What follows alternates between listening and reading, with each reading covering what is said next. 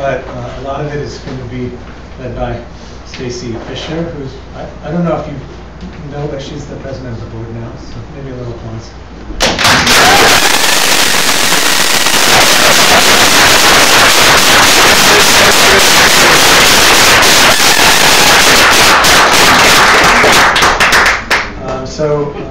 Stacy's going to be leading a lot of the meeting. There will be time for feedback, and we'd like to ask that what Stacy's going to do is pause kind of after each pane of her notes, P-A-N-E, hopefully, not P-A-I-N, each panel of her notes. And then there'll be an opportunity for questions or comments or discussion then. So you won't have to hold them all to the end, but please don't just like shout them out in the middle either. We'll see how that works, and we'll see if it's good. So I think that's it. Okay. Stacy? All right. Thank you for coming. It's our goal this evening to bring you up to date on some things that have been happening. Lots of things have been happening, but it's hard to know because it's all happening somewhere else. So I would like to introduce the board just so you're all familiar with who exactly is on the board at this moment. I'll go in alphabetical order because that seems to be the nicest way to do it. Peter DeLong is our member of the board. Peter's been with us for a couple of months now, so he's still a little bit in shock. How ineffectual though. That's right. I'm the current president. Larry Wolf was our last president.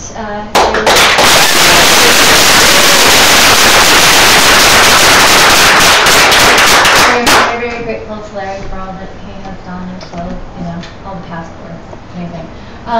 Dave Flynn is our clerk. He is not here. He is also a basketball coach and came tonight. So there you have it. Kari is our treasurer.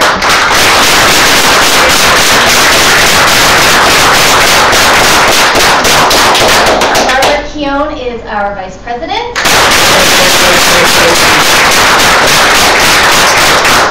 Karen McCarty, our Newburyport peep there, representing for the far North Shore.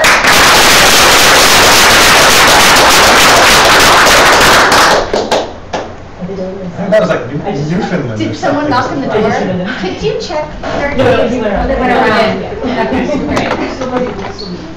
Jason Lee delivering salad. Thanks, Larry. Jenny Meyer.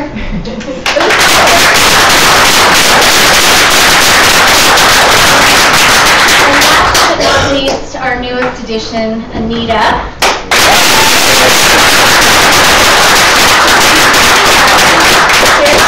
That's where we stand at the moment. And our spiritual advisor, Jesse. A lot of teachers are here in the room this evening, which we're so grateful for all of your time and beautiful effort. I also wanted to mention the committees and the committee chairs rarely get any cred. So the communications committee is pretty much Judith and her merry band of constant contact makers.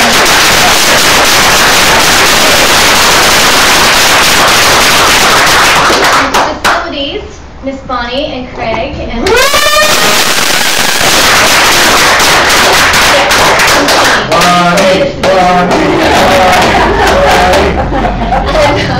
programming, Margaret, Bob.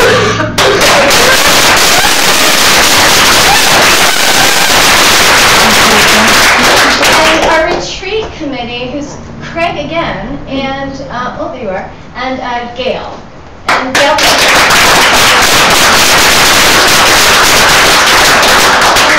I do thank you for all the people who volunteer and give their time and money and love to this place. It's really, really great. So I just want to...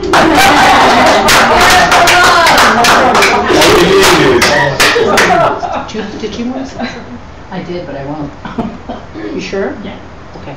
Actually, this is... I will. We need your help. There are a lot of people who are in this room who come to teachings, and I'm very grateful, but not everybody gives a lot of time, and we desperately, desperately need your help. There's a small core of people who are doing so much, and then a new job comes up, and the same names come up, oh, maybe he can do it, maybe she can do it. And the truth of the matter is, the folks who are doing the stuff are so busy that they can't do the new jobs, and there are lots of new jobs. So go to Stacy, go to the board members, and figure out what you can do to help, please.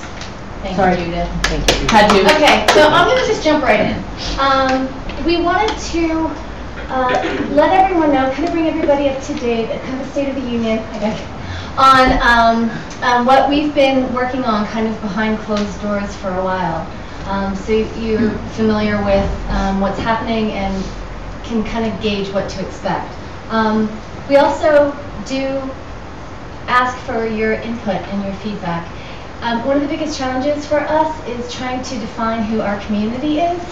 It's hard because we don't have membership, and people can make it on a night or not another night, and so who's in the room and who has a voice. And so you're here tonight, and we'd like to know what you think about a variety of different topics. So it's coming.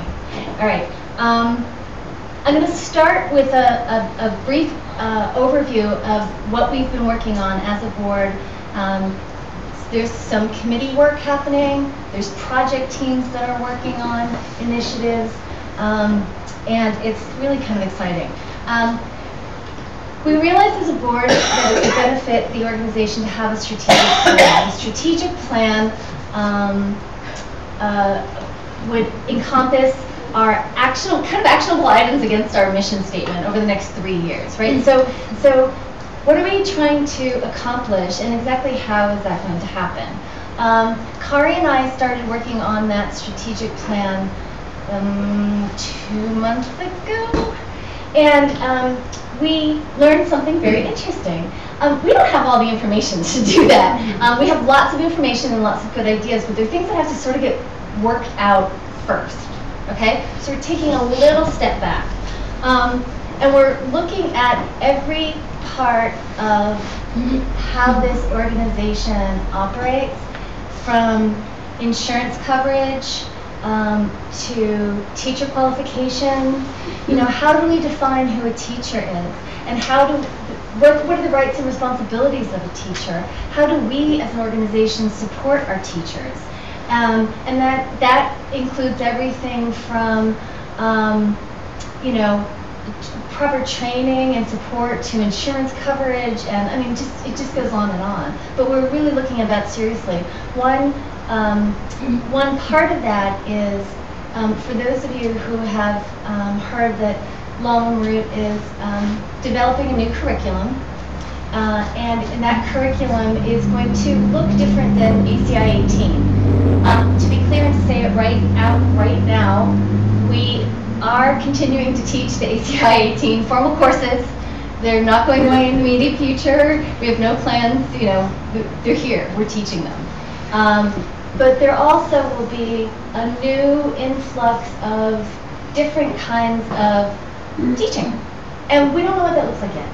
And we're going to figure that out, right? But there has been a team who has been really beautifully working on teacher qualifications and how that applies to different scenarios of teaching. So it's quite complicated, but that's happening. And I'm going to just run through this list, and then I'll let certain people give updates on what they've been doing specifically. We've also understood the need for guidelines for behavior for everyone who kind of walks in the door. How we treat each other, what's acceptable, what's not, as far as just behavior one-on-one, behavior of students with the teachers, behavior of teachers with the student. So that is in development. We've also been evaluating the needs that we have with regards to the facilities.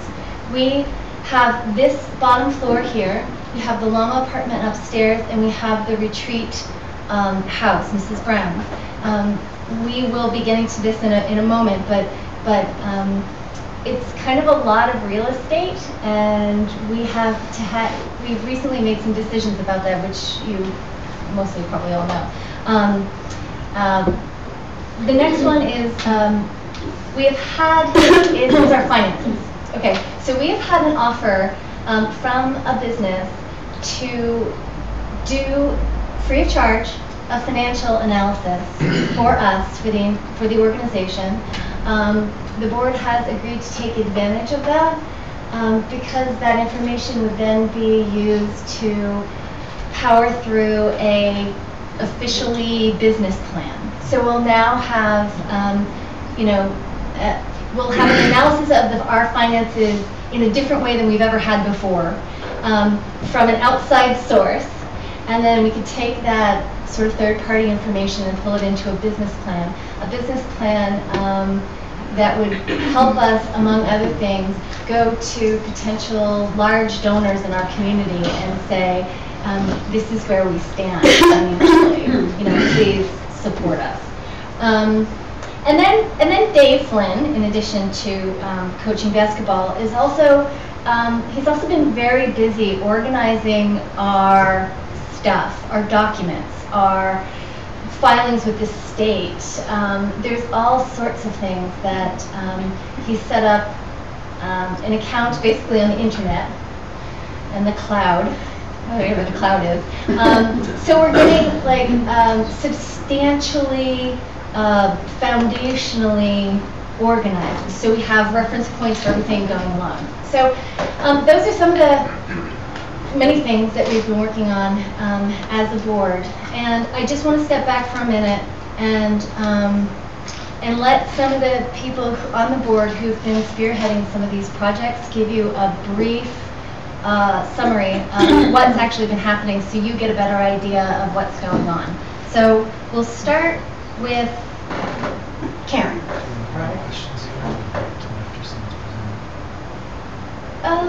Okay. Does anybody have any questions so far? Okay, moving on. Oh, Diana? No? Okay.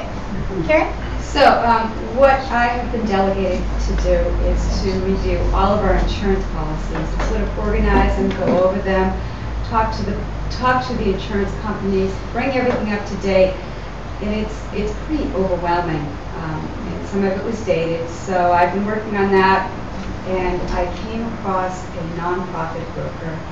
So, and it is free to us. So. Sorry, a nonprofit. A nonprofit broker. A broker actually comes in and says, let me see all of your documents. Let me see everything you have. Let's organize it. Give me a list of what you need. What are your questions? What do you want?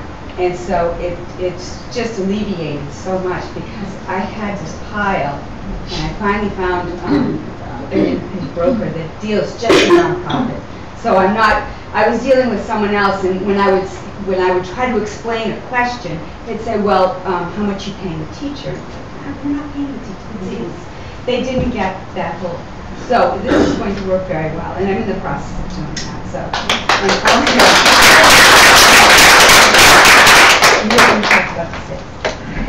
Okay, we can leave you. That's fine. You're good. Okay. So, I have a question for Karen. So, I'm sorry, just to clarify, the broker, the nonprofit broker is an insurance broker specifically? It's a financial broker. It's Lamb Financial Incorporation, a corporation of some sort that deals just with nonprofits. And he will take over. He knows the insurance company that we're dealing with. He's very familiar with it. He says it's a high-end, it's perfect for what you're doing.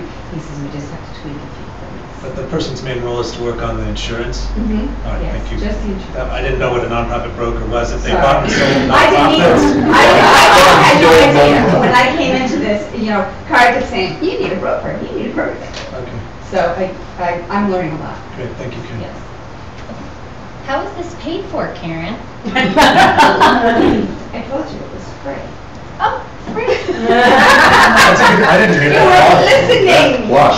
She was listening, she was giving it to us. Did anybody else have questions for Karen before moving on?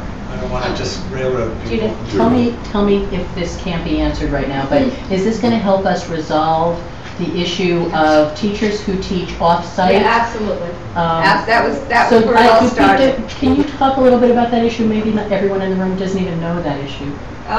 So the teaching off-site right now, unless the individual teacher has their own insurance, they are not covered under us. Wisdom. Only if you're here. Mary Kay and Thoughtful Life Studies teachers are teaching She has her own Eastern insurance. Avenue, and She has her own insurance. but Larry's teaching them. We can't bring those people, we can't affiliate with anyone who's not insured, is that right? Unless they're insured under our policy? You mean bring them in here? Well, publicize Thoughtful Life Studies teachings as teachers from Wisdom's Heart. Yes, they're covered here. If they're in this, If they're in this building, but if they're teaching off-site, we can't do that. And Not yet, not And that is a request from Mama Marut, Right. was for our teachers to teach off-site. So the insurance issue is going to help resolve that and bridge those teachings. Which And that's one of the reasons that it all started this way, that we were doing things. Or not, right? I mean, one way or other, we'll get clarity. Either yes, we can get an insurance policy that will allow Wisdom's Heart teachers to Actually- teach other places, or no, we can't get one, but it won't be, and then What you we'll can find do, out to do something if else. you had a big event, if you had Mama Marut at City Hall right now, you would have to get a special rider Right. saying Wisdom's Heart is at City Hall, 300 people, we're covering that. So currently we pay a couple $100 or something per event to get a special rider, something like that. I haven't gotten that far. Yeah, I mean, that's the way we've done it in the That's past. the way it's happened before. Right, thank you. If it's under the umbrella of Wisdom's Heart. If it's, Right. Anita? did that make sense to people? Was that confusing? Was anyone totally confused? Okay, great. Okay, so I have just recently joined the board and just attended my first board meeting, and it's really fantastic to be working with this wonderful crew of people. Karen and I are working on behavioral guidelines. Karen has done a slew of research, and I've just jumped in to assist. And we're looking at other facilities, other retreat centers, other spiritual communities, to gather appropriate language, to see what has worked and what hasn't worked in other communities.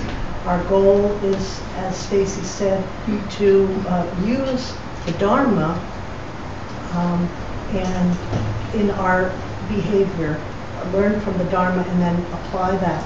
So in working with the guidelines, I'm really looking at putting forth not just don't behave like this, but this is our goal of behavior. This is our goal of the way we will treat each other. And we will, as I see it, we will use the precepts, we will use the Dharma to learn, to practice. And so that's a real where the rubber meets the road, is how we put the teachings into use here at the center and in our interactions with each other. So we've had some challenges. Every community has these challenges. So it's a really close to my heart issue, and so I'm honored to be working on it. And it's not easy, but we're all going to learn from each other. So I don't know if anybody has questions. We're forging ahead because we realize this. We need to have something in place like yesterday. So. I've had a question that, as we become bigger and do more and spread out, etc., whether we will have any kind of social service role if someone who's high on heroin walks in and behaves inappropriately and is frightening.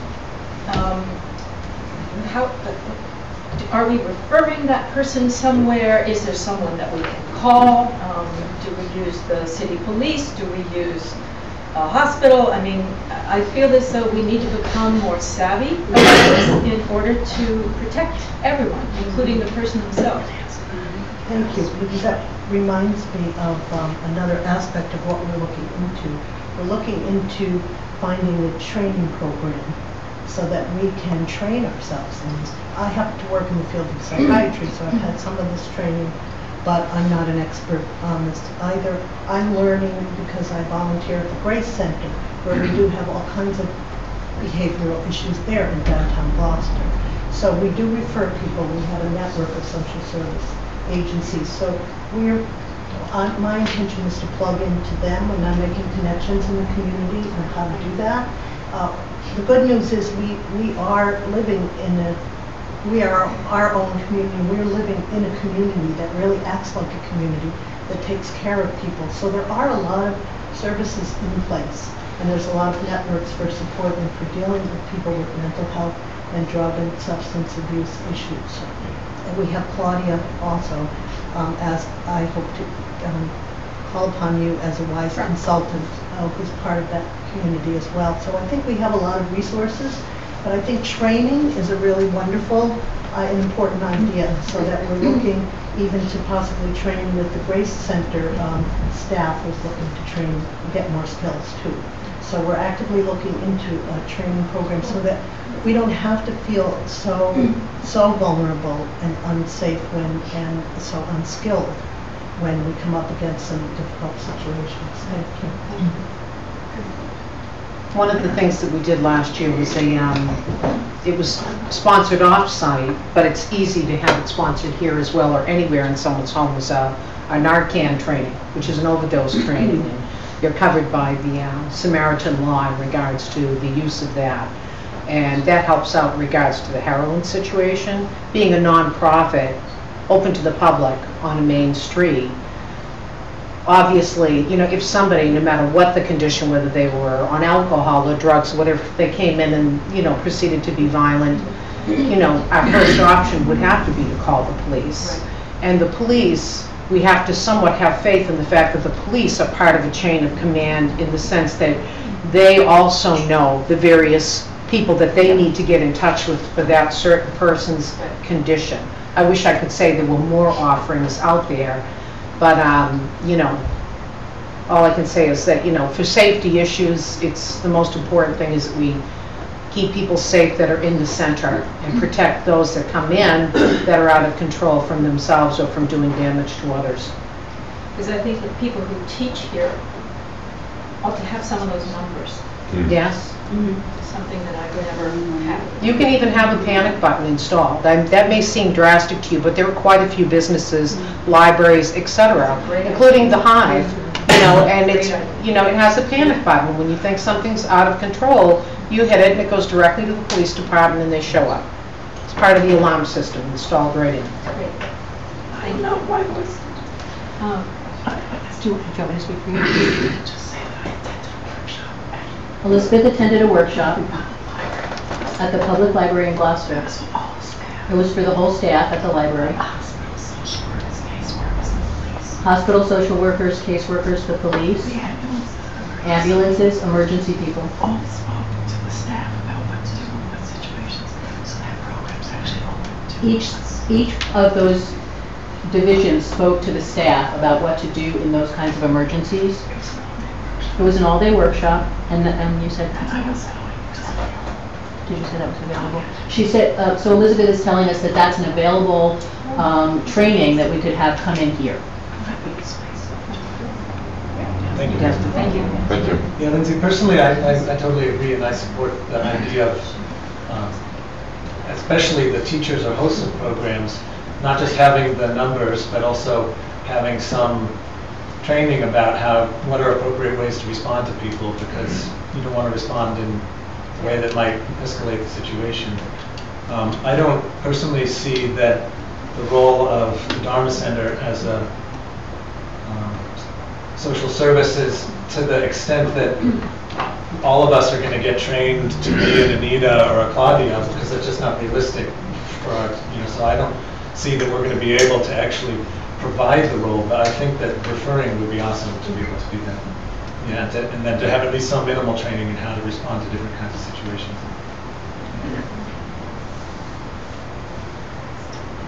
Anybody? Okay, moving on. Do you want to add anything, Claudia? No. Okay. All right, so Jenny has been working with Judith and Mary Kay in developing some teacher qualifications and delving into the teacher's world of rights and responsibilities, all that kind of stuff. So I'll let Jenny take it. Right, so mostly Judith and Mary Kay have been doing the work, but I've been communicating with them about how things are going, and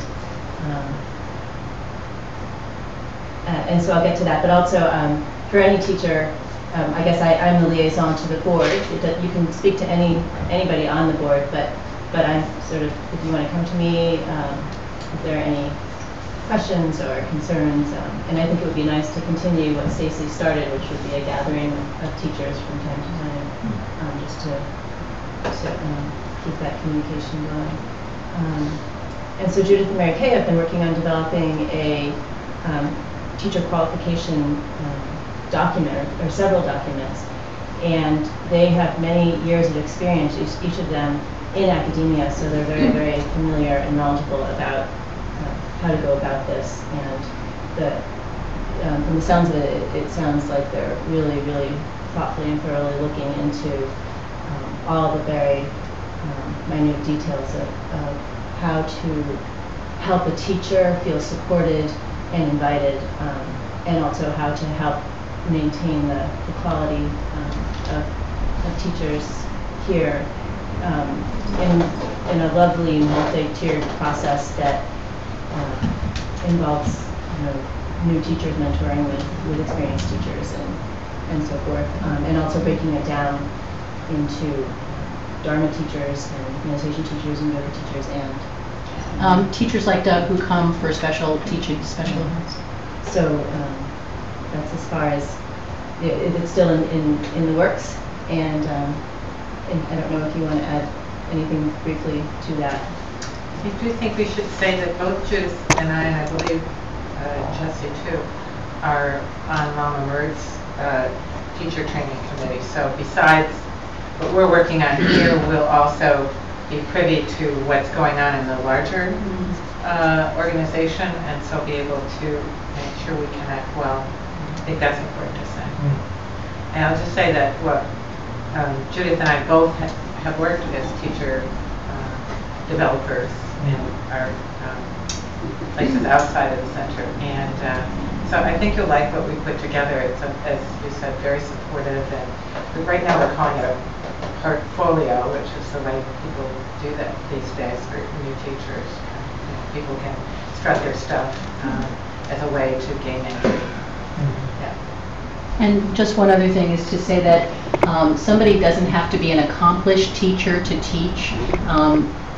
There's a mechanism for people to teach and be guided as they're teaching, as they're brand new teachers. So if anybody, has this interest in teaching, but they're afraid to teach, but I really want to teach, but there's going to be a support structure in place for people to create their portfolio in concert with experienced teachers.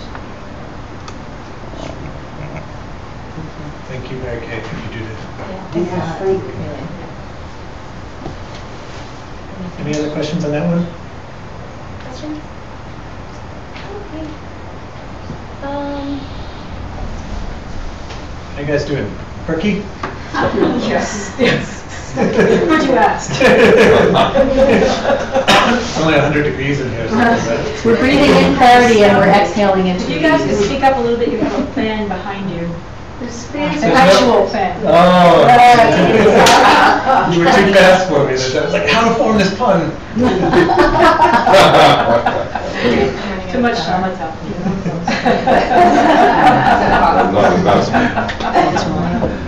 You can also move into the circle. We can make room for you so we can get closer to the... Can we spread the circle out a little so people there can come in? Yeah.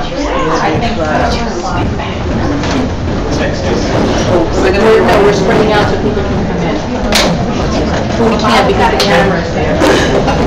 We're we can't put everything You don't have the brand here, ultra high res.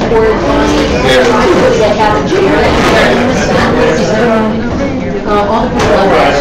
I assume had like 8 or 10 people out there. So it's not mine.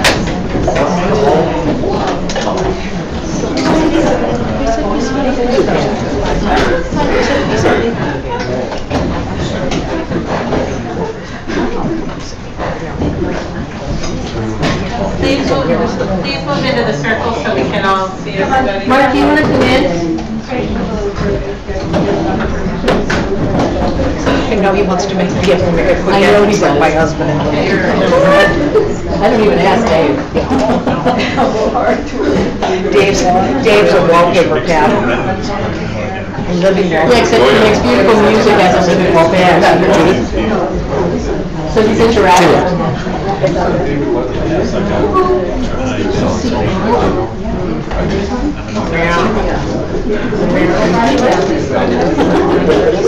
Everybody, we all got to take a little break. That's very sweet. So, does anybody need to do a more break? If you do go to the bathroom, go ahead. If you need to go to the bathroom, that's what I mean. I'm not trying to command you to go to the bathroom.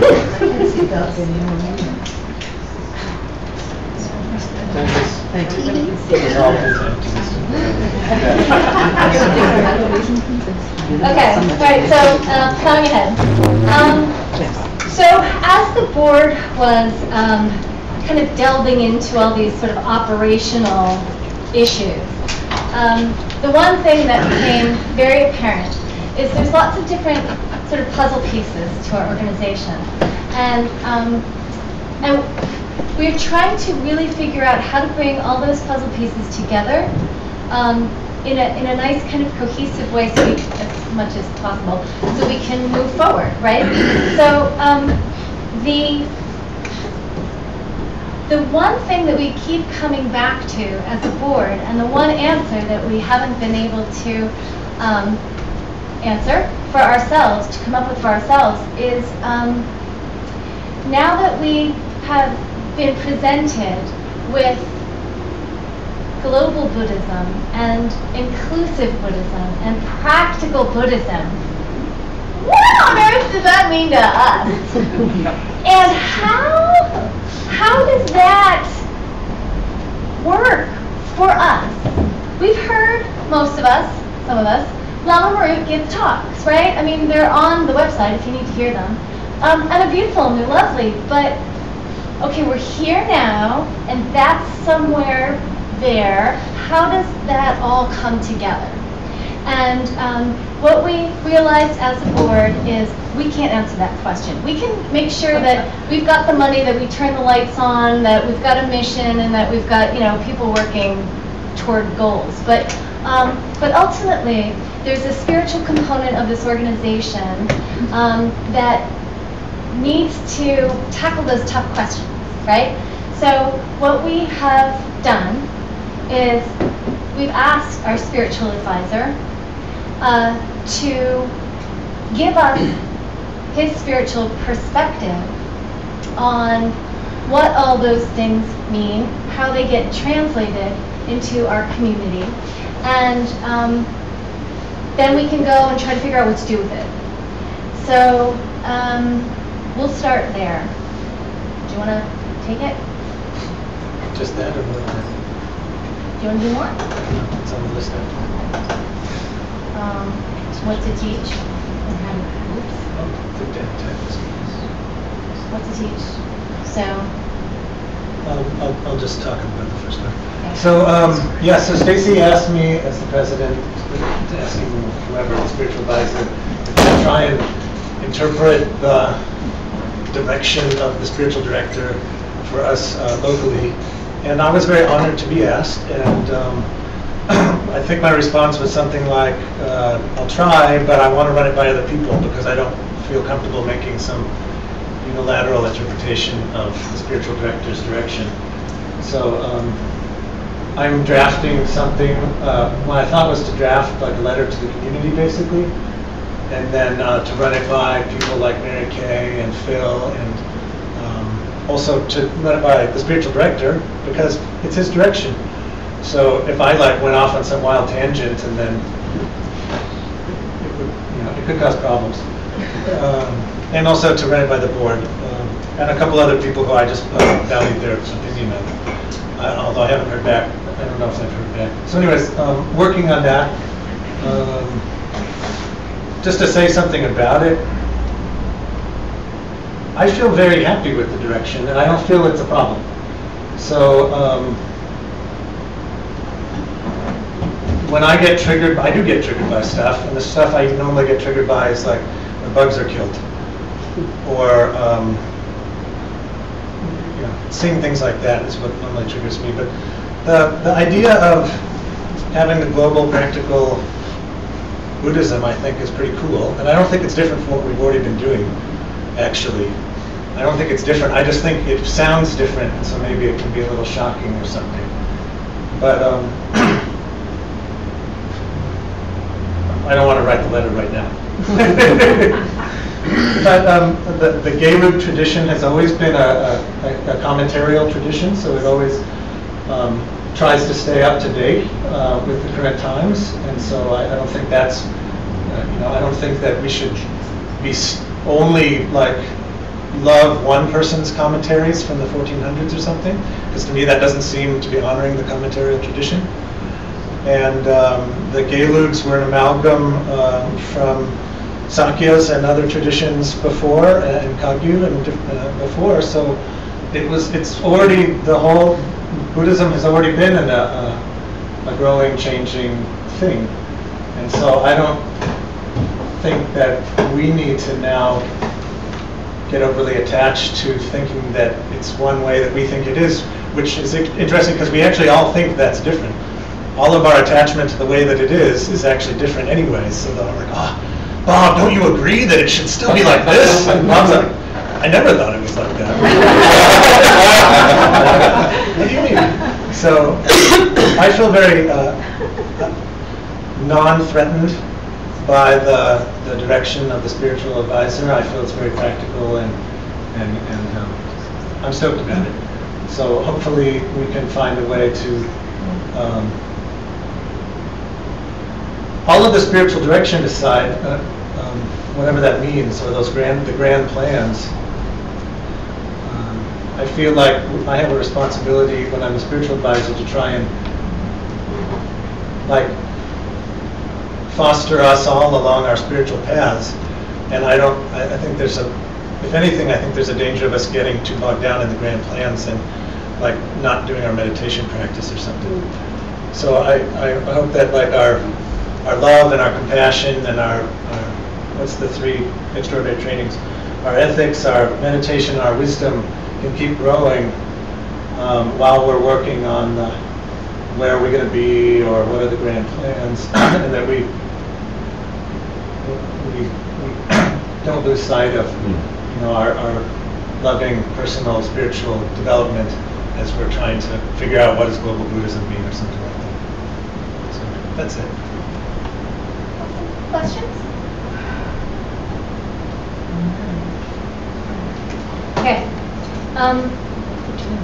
And I won't be here forever as the spiritual advisor, so that's the other reason why I want to include other people in the decision process of like what's the direction, because my plan is to obsoletize myself from the role, and so it's just not healthy for me to write some dictatorial opinion on what the direction is and then go away. So that's it.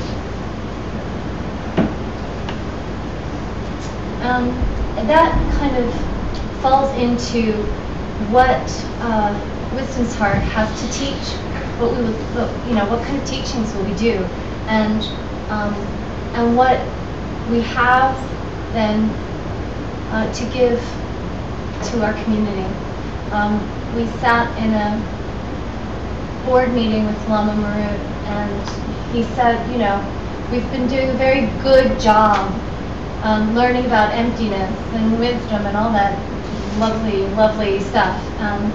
The other side of the coin now is interdependence.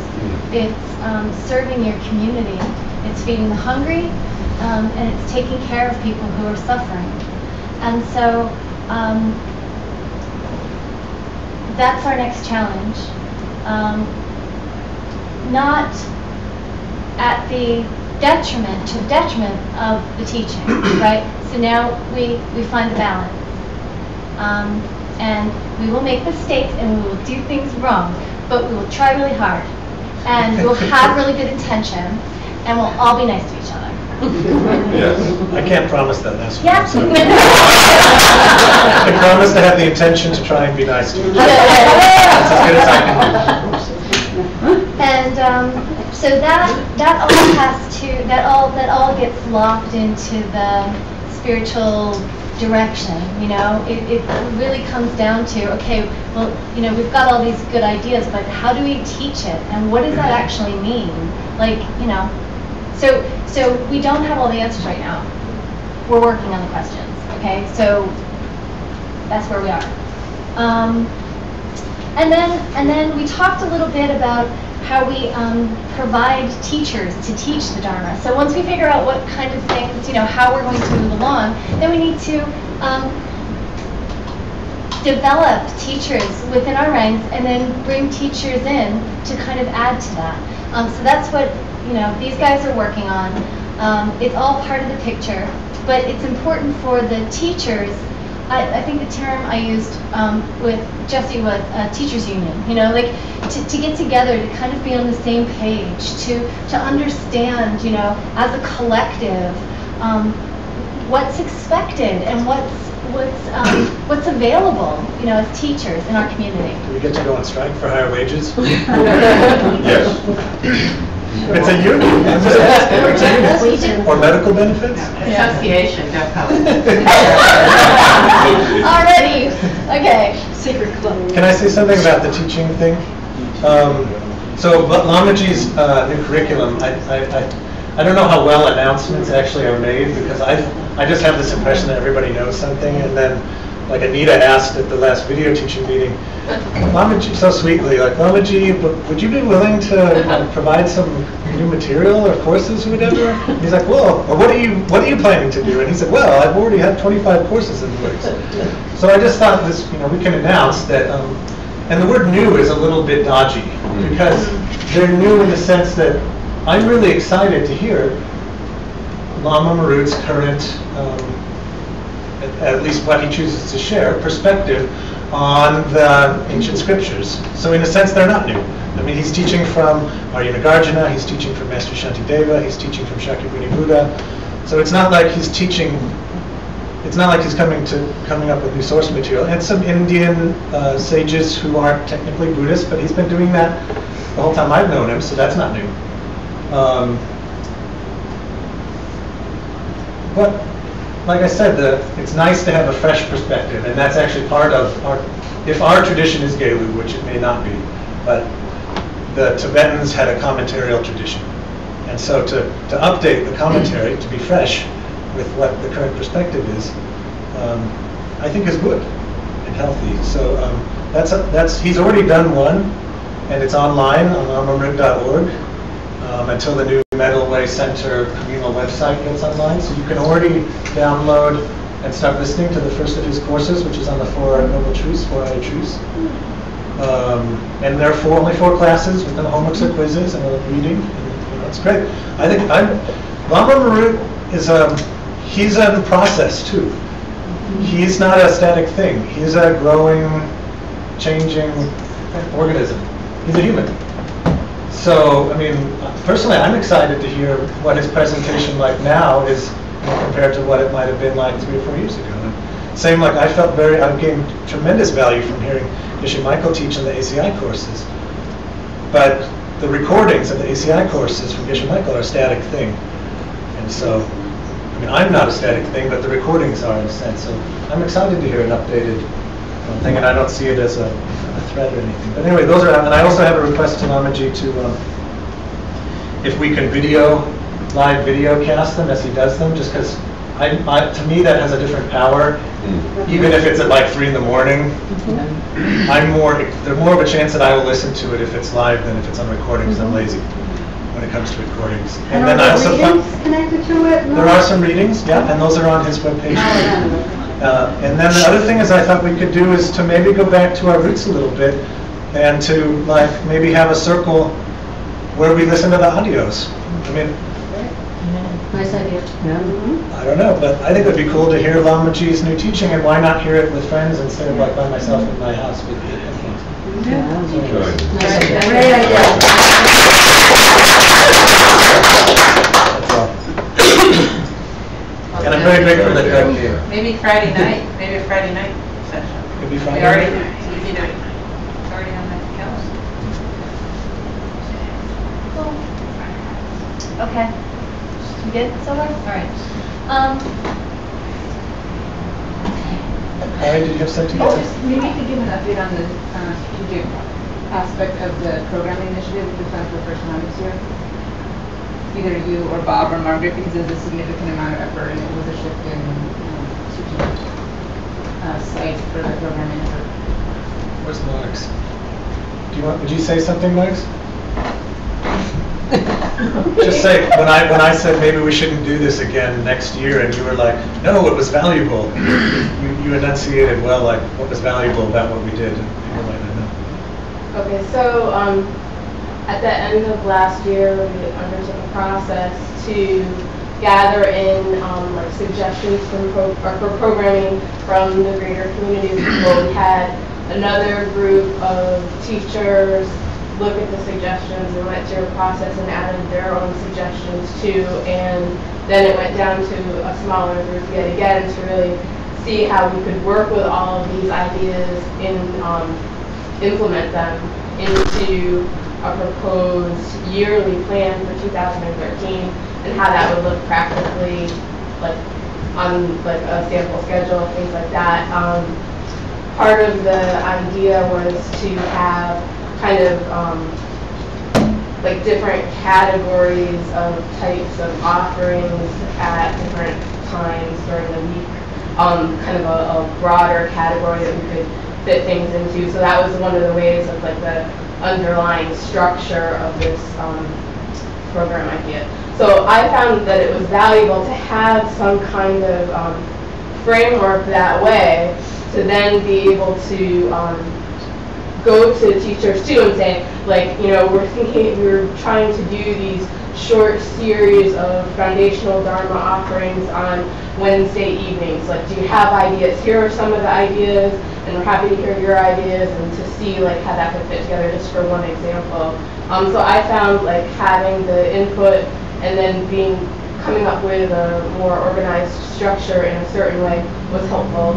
And we also we presented our plan to the board and, you know, got support and then some input and shifted it around a little bit too. So like it was really a group effort, of a collective effort. So so we're working on, you know, just implementing a lot of the programs that came through this process, and I mean, you can see them in your constant contacts that you're getting quite often, and in the program we have, like for instance, having Doug come for this past weekend too, and this. So, I mean, is that kind of what you're asking for? Is there something like more specific that you'd like to hear? I mean, we have a lot of really awesome programs already. I think sometimes you know, it fluctuates a little. So sometimes we have a lot going on, and then there's sometimes that it's, you know, a little bit more of a break time, and you know, so I mean, there's a lot of opportunity for people to come and learn and help each other, to have a supportive environment together to be able to both receive and give teachings as a collaborative process, so it's not like one-sided. I mean, so it's not that, you know what I mean? Anyway, yeah. Is there anybody in the room currently that does not receive constant contact? That wants to? That would want to? Or for those that are not involved with the computer end of things so much that would like to receive information, then please see Margaret or one of the board, or see Judith. What is constant contact? It's the mechanism through which our emails come. It holds the database. The color email system, if you receive color emails from the students, yeah, that's constant. It's a mass emailing system. So Bill, you get those, right? Because you're on our list. I just want to say something, thinking Margaret, about Margaret's thing. Margaret wants to retire from being the program person, one of the program committee chairs, and I think that would be good for her and us to let her do that. Not that we could stop her anyways. She's taking care of her grandparents and a lot of other things. So my hope is that, to me, it's kind of like what we're offering is our main deliverable, if you want to call it that. And so, and producing the programs takes a lot of time. It can take a lot of time. Hounding the teachers for like course descriptions and getting publicity things to the publicity maven, and there's like a lot of cyclical back and forth type of stuff. And to be honest, it's too much for Margaret. I think it's too much for any one person. So there's at least one idea, and there's probably more than one, which is basically some form of having more than one person do what's currently being done by Margaret. Exactly how it's being broken down, but I'd just like to pitch like this is one of our this is our main thing that we do, is we offer offerings. So and they can't, I mean, if we want them to be advertised and scheduled and all that, and to have notice come out more than like 15 minutes before the program, then that takes effort. So if you could start thinking in your heart about not being Margaret, because Margaret's overworked in her role, but being like a fourth of a Margaret or a fifth of a Margaret. I want to clone Margaret somehow, basically. Clone Margaret. Margaret's offered to then train for a little while and then retire Margaret. Okay, and it doesn't have to be the people in this room, although it could, but maybe somebody else who's not in this room. That would be awesome. And you don't need to volunteer now. Yes, do you have a question or comment?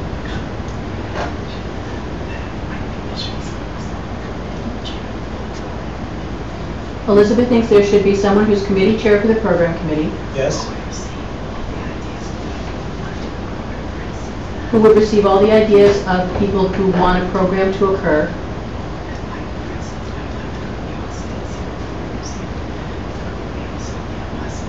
For example, Elizabeth would like to go to New York to the Rubin Museum, and she'd like to get a bus full of people together.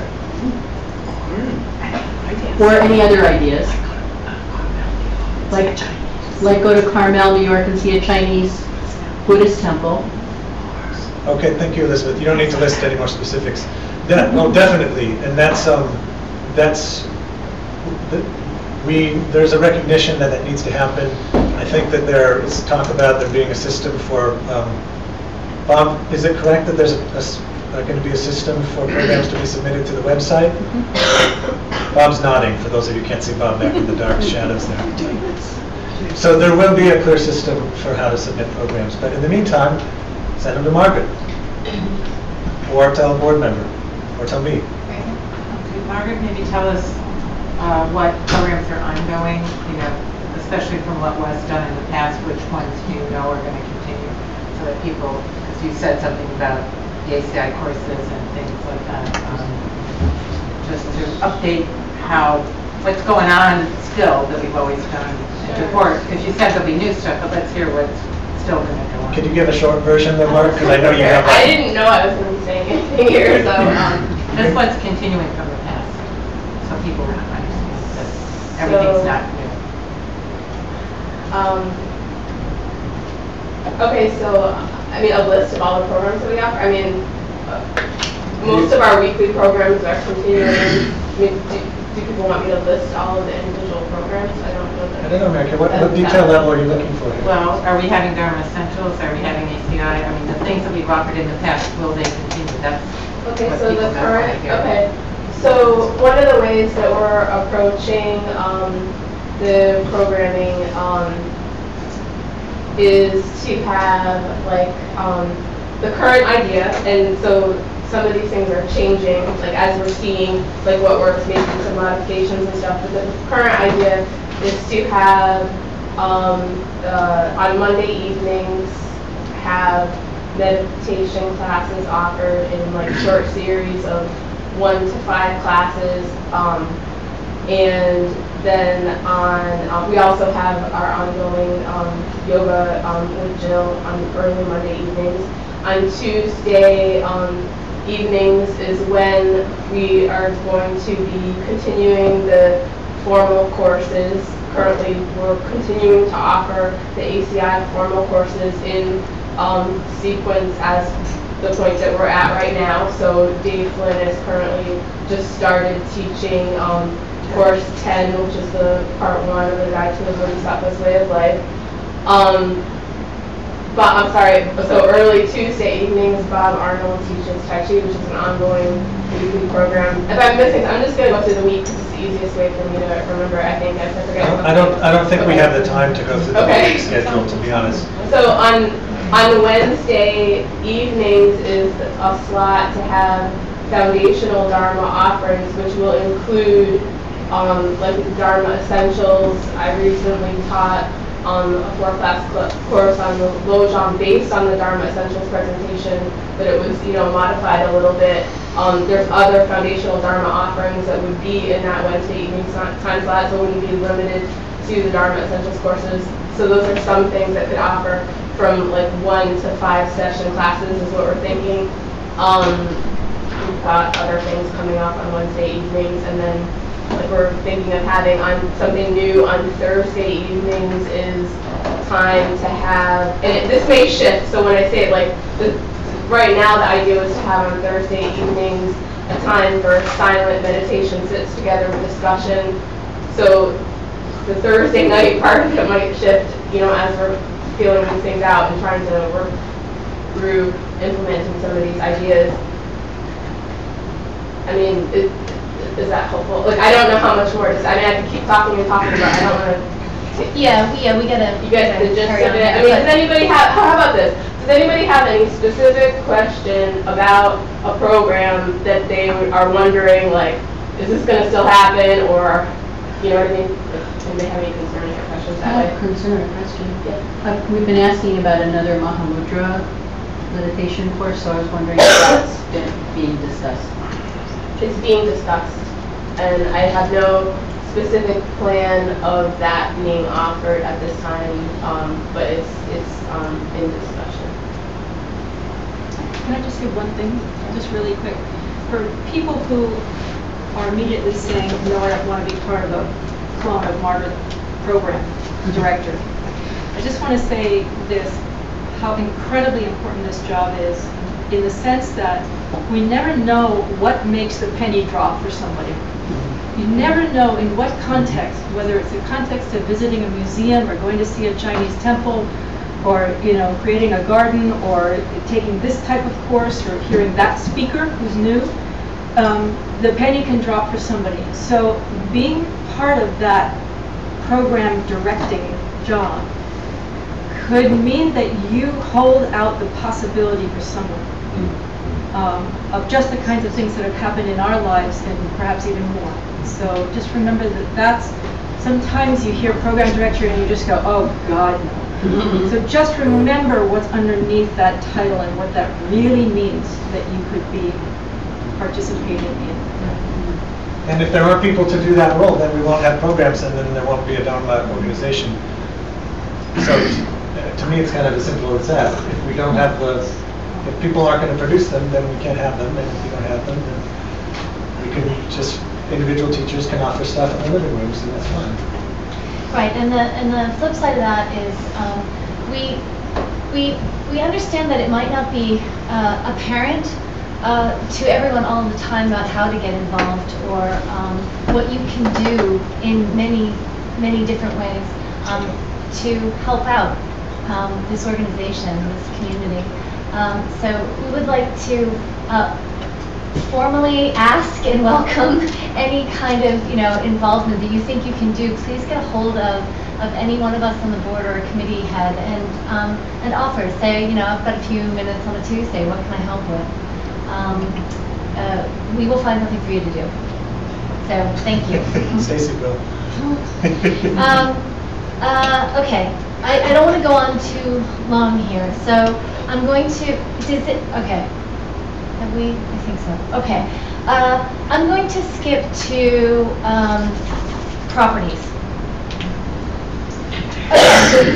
Upstairs here, for those of you who have heard, we have given notice on our lease to the Loma apartment. The last day of our current monthly agreement will be June 13th. So, Miss Bonnie and Craig and Ginny, yeah, right, well, and the bar was moved around. So, we will be asking, Bonnie has asked those of us who have things in the apartment to remove them, and then next week, or weekend, June 8th, there'll be a yard sale. So come on down, see what's left, gets to buy some stuff. But, so you say, well, why on earth did you give up the Loma apartment? Well, we weren't using it. I mean, it's really pretty straightforward. We weren't using it, to the extent that we really thought we would. We had thought that maybe it would be a nice flow over from retreat space. If Mrs. Brown's was full, people could have retreat stairs, there could be meetings and this and that. It just didn't work. And to be honest, it's $800 a month. It's what? $800 a month. So now, whoop, free of that expense. Okay, so that was our decision, and so that will be empty upstairs in a couple of weeks. Mrs. Brown's retreat house. The retreat committee is in the process of negotiating the lease for next winter season. So there are some issues with drafts and things like that, and we've been in contact with the owner. He's going to look at doing an energy study and all sort of things. But the usage last year was down substantially over the year before last. So if you're contemplating doing a retreat, get over to Mrs. Brown's from September to May. We want to? We don't for sure have it. No, we don't for sure have it. We'll let you know. But the retreat committee is also discussing the potential for us to open up that space a little more seriously to other religious organizations. How that all is going to happen and who qualifies and what the application process is TBD, but we're going to try to open it up. So that's Mrs. Brown. Can I ask a question? Yes. Is it possible to lease something to the full year? I mean, do we have to just do a winter rental? Because personally, with children in school, it's very hard to do a school year retreat. And the summer would be wonderful for me. I'm on the retreat committee, so I'll just speak. I'll speak to that as a retreat committee member. Mrs. Brown's has worked very well because of many factors. And as you might know, getting rental space around here in the summer is very difficult and very costly. So what Could we... we go to Gloucester? Well, I mean, Cape Ann, Manchester, Essex, this whole area in the summertime, thousands of people come and look for rental space. And we're not talking about any rental space, we're talking about very specific. So we don't know, we're operating Mrs. Brown's out of a grant and we only have one more year on that grant. So there'll be decisions to be made. My vision, if I might just insert it for a moment, is that beyond the grant, and by the time the grant runs out, that we have connected with other religious communities, and that we do a retreat center that's not just from our facility, but that is, we have that interfaith council, for instance, might be utilizing and bringing to light. So there's all kinds of opportunities, I think, possibly. But I hear you about the frustration. I think around here it's very difficult in the summer. Yeah, winter rentals are much easier to come by. And it's a large space. It works well because it has two different sections. You can share the kitchen. And it's a very unique situation. Cape Ann being a destination place for tourism and so forth, you're looking sometimes at anywhere from $1,000 to $2,000 a week to rent a space during the summertime, because that's when a lot of people come in. Rental would be expensive. Oh, yeah. $1,500 a month for a building that size is cheap. Yeah, incredibly Even cheap. if we had it for a year, we couldn't get it for 50. So, thank you, Karen. I think it's a good question. Does the retreat committee feel that they have the capacity before the fall resumption of Mrs. Brown's to even bother to take a look at the market and see if things changed since 2 or 3 years ago when we got Mrs. Brown's? And see if something just happens to pop up in the year for a year-round rental, or do you just not feel that you have the capacity time-wise? We're always keeping our ears open. Are you? We're always looking. So there is an intention that a year-round place could be nice. Okay. We did it several years in a row, as you might remember, because of that issue.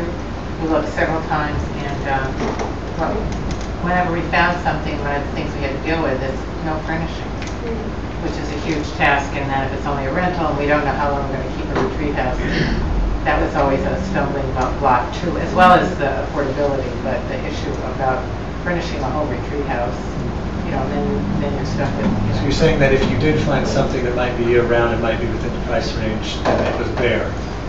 That was There the was a only cost. thing we ever saw, and Gotcha. it was just Oh, yeah. hard to deal with on a, we only do this 1 year at a time, so. Yeah. Thank you, Megan.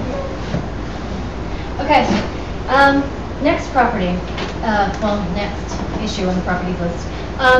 The board has been investigating a property downtown Gloucester, 199 Main Street, next to the police station. The property is available for lease. The property is handicap accessible. It's on Main Street in Gloucester, and it is available. It has many nice things about it, and it has many things that we don't have here. So it's kind of, you know, the offerings go either way for the building. We have been, as a board, discussing whether or not to move forward with lease negotiations regarding this property. And please, you know, hop in. But we've run into some challenges. One is the cost of the property. We pay $1,800 a month for this upstairs and downstairs. That property at 199 Main Street is $2,500 a month. Excuse me, we don't pay for upstairs anymore, so what do we pay for just downstairs? $1,000. Okay, so that's the difference now. Did you all hear Anita's question? Yes. So now, currently, we're paying $1,000 for this space down here. That's right. That's right. But this place could be sold at any moment. Right. This place is for sale, we all know.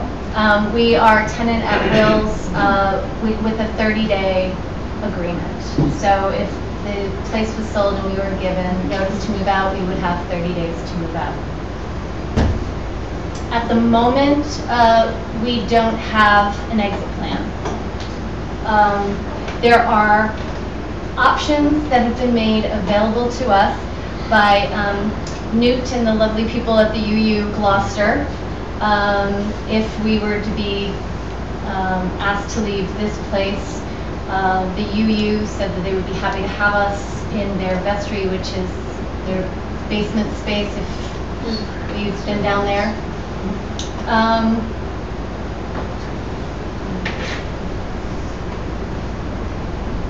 There's been lots of discussion as to the sustainability of our community if we move downtown. If there will be people who are actually willing to help maintain a center downtown Gloucester, programming, volunteering, Teaching. teaching. Money. Well, we already talked about that. And then there's the issue of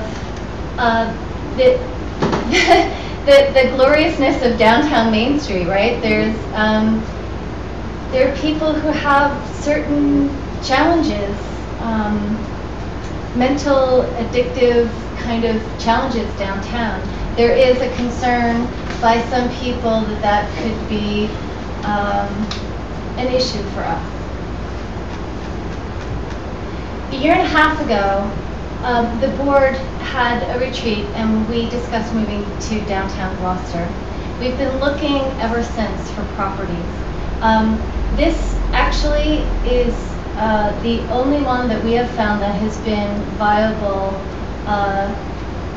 in most respects, or many respects, for us. Could Yes. you just explain which building this is downtown Gloucester? It's right next, if you're looking at the police station, Yeah. it's on the left-hand side as you look. There's a ramp that goes up. It used to There be was the a Church for the Brazilian- Nations. The former Brazilian church. Church for the Nations, right-hand Macbell's half. place. Yeah. Macbell's place. That bell is the name of the club. Yes. I was maintenance man at that building for 9 years. I'm pretty familiar with it, but I like here better because I'm always here.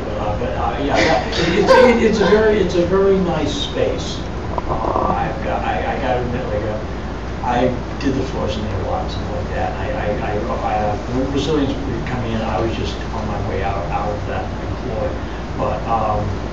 It's a nice place. It's pretty accessible. Parking would be a bit of a challenge, depending on when you were meeting or when the meetings were.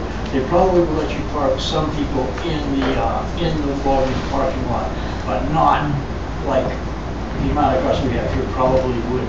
Yeah, parking is definitely around, a different situation completely than here. But lots of businesses have businesses on Main Street and there are people parked. So there are 3 parking lots within 2 or 3 blocks of that place.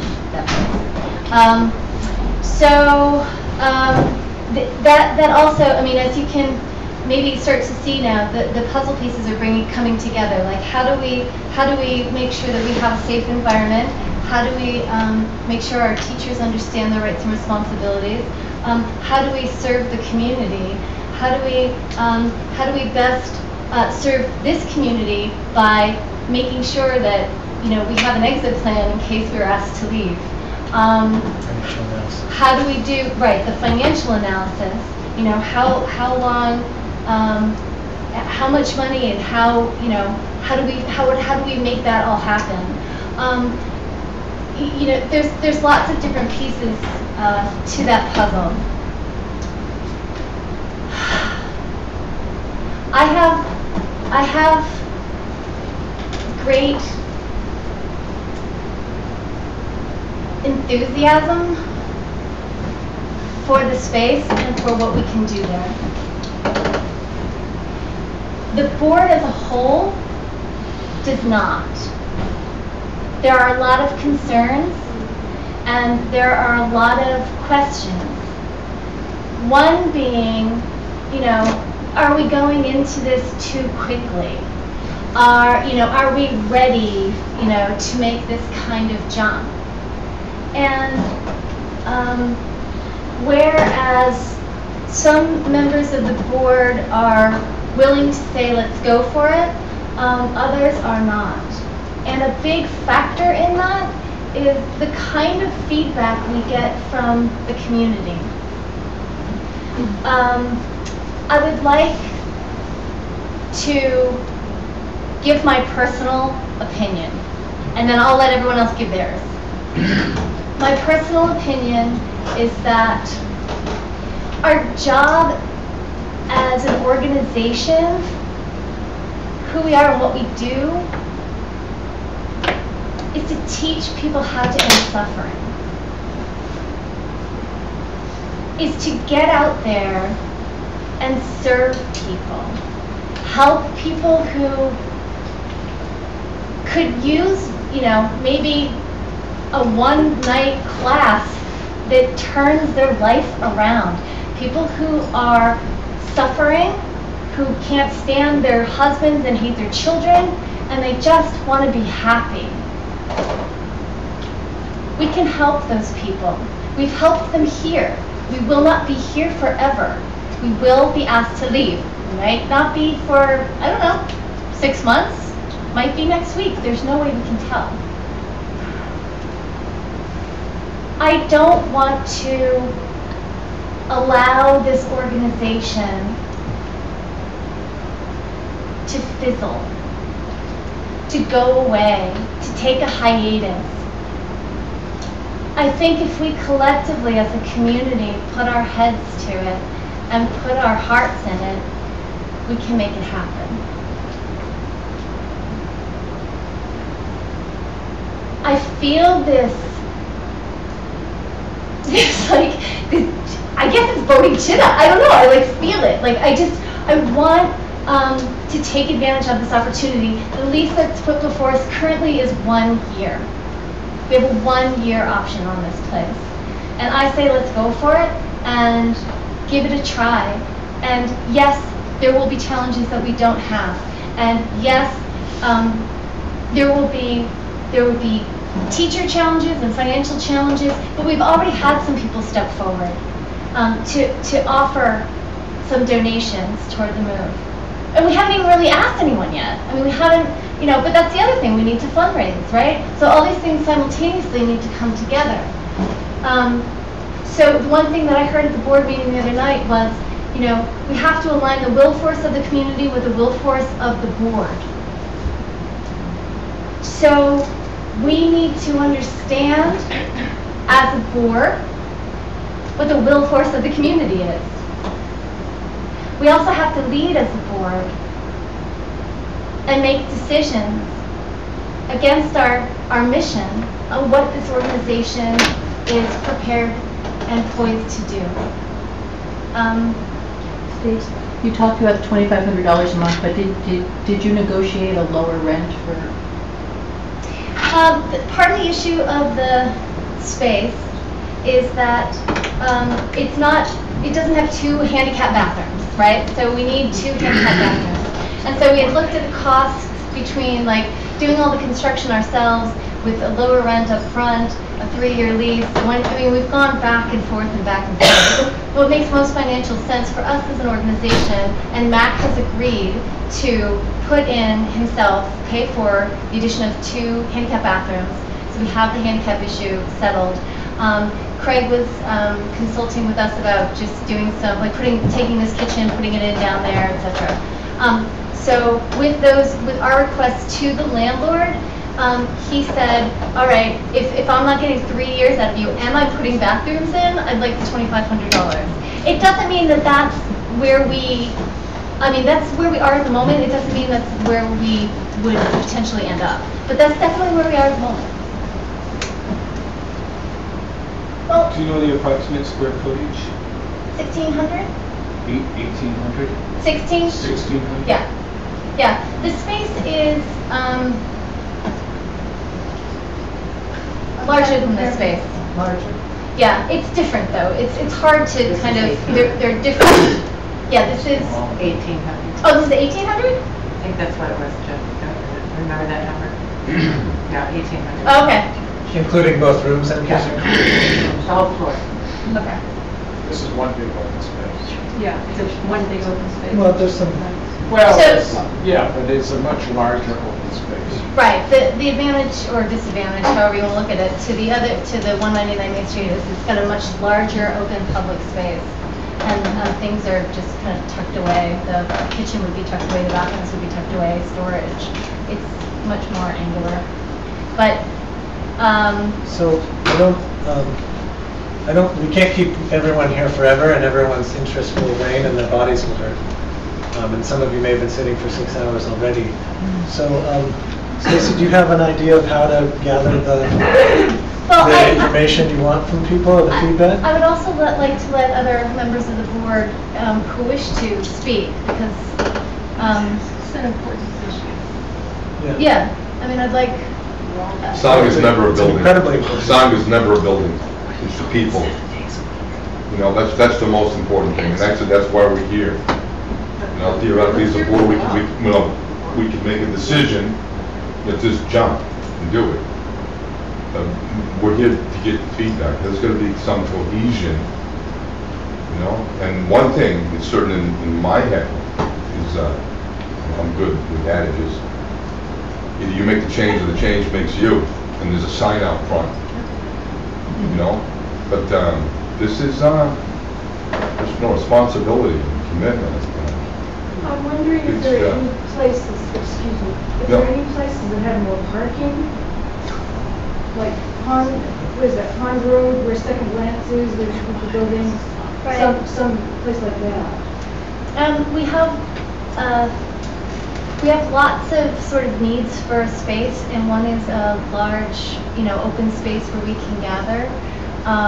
Another is, the bathroom issue and all this sort of thing. So there's lots of things that need to be taken into consideration. There may be other properties farther outside of downtown Gloucester that actually Mary Kay just mentioned one to me. It's in East Gloucester. And that's the reason Gloucester at all, honestly, is because it's within in that area of town, downtown Gloucester. It's within walking distance for a lot of people who don't have transportation. For those who do have transportation, we get the bus or the train or something. It's all right there. And there's an accessibility issue in that vein that we were considering. To get here is a schlep for a lot of people. Even people from like Manchester are like, oh God, I'm not going to Pigeon Cove. It's like the other end of the world. That's not to say they'll come or they won't come. I'm just saying. So I think our intention was to get closer to a larger mass of people so we could help them. I think that's a great idea. I'm just wondering if there are other possibilities besides Main Street. Not that I know of. And beyond the bus line, for example, like near downtown. Right. I would like to say something. So we were looking and we came across 199 and that's great and everything. But I sort of agree that I think if we put it out there to the entire community, put it on the constant contact and say, this is what we've come up with so far. And someone might know someone who knows someone says, I have a perfect spot, wherever it is. My personal is, I haven't been on the board long enough. My only objection, I think, is $2,500 is a lot of money. And I don't know who will show up and how it will be supported. And having a financial analysis done now is great, and to have it in our hands. But I think if the whole community is aware that we're now out there looking, I think it's one step closer to finding the perfect place. I'm not convinced. I will go either way. I'm not convinced that this is the first place we've really looked and seen. For what it's worth, I've been looking for a hall very similar for about 3 years for an auction hall. There's nothing in that range. That's cheap. That you run into parking. I mean, there's nothing. I mean, I'm actually transferred my auctions from I'm in the storage space and still in the industrial space. But because I couldn't find anything local, I actually moved the auction over into Magnolia West. There's nothing that I've seen. That doesn't mean there's nothing. There's nothing that I've seen that's workable in a large hall with a large gathering that has any kind of affordability in parking to get it. The parking that I found with the auctions, it's amazing. I went to a show at the Charlotte and Lille the other night, we're really sweating out the parking, and Rockport has the worst parking imaginable, and everybody gets, it's fine, it works out with the auction. All these parking, ironically, parking turned out to be the least of my problems, with that, so. But there's not much. You can get halls that, like the Masonics Hall, the Church Hall, that will rent you by the night. But as far as going in as a permanent resident, good luck. There's not much that I've seen at all. And I look, I've been looking for a few years. I'm just concerned, going from, we were paying 18, to all of a sudden paying 25. I understand, That's really hard. I just want to make the point, I don't think you guys have done fundraisers. I don't think you've really done fundraisers. I mean, I only say this as someone who runs an organization in Los Angeles. We run fundraisers twice a year, major fundraisers. And we do an event at the center. It's a celebratory thing. We get Lon Root involved. He Skypes in. We made a little film this year. teachers and people at the center, students at the center, and what the center meant to them. We took in $64,000 in pledges and sale of very, very small items at an auction. One thing I feel very strongly about having run the summer retreat, etc. You have to understand what comes first. It's very good to be cautionary. It's very good. On the other hand, if you are going to run an organization that's visionary, the vision has to precede the reality. The vision precedes. And then you raise the money to the vision. Yes.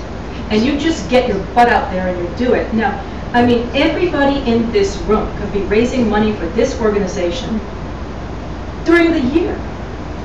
Rather than thinking, what can I pay? Who can you reach out to say, there's an organization that is dear to my heart that has changed my life. I'm going to give a dinner party and talk to people about it. My dear neighbor Sarah Hackett runs a clinic in Haiti.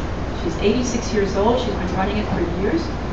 She went down there into rural Haiti. She taught a group of women to embroider. She brought the embroideries back to the East Coast. She sold them in Cape Cod. She sold them in Gloucester. She sells them out of her house. She sells them at the Annisquam Exchange. She keeps that place going every year. It's one woman. She has a vision and she raises the money to it. So a lot of it is part of the maturation of a group like this, where you don't say, gee, gosh, I guess we just can't because we can only come up with this.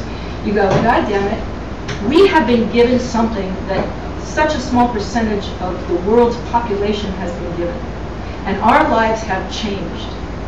And we are, as a group, so much happier and so much better off than we've ever been.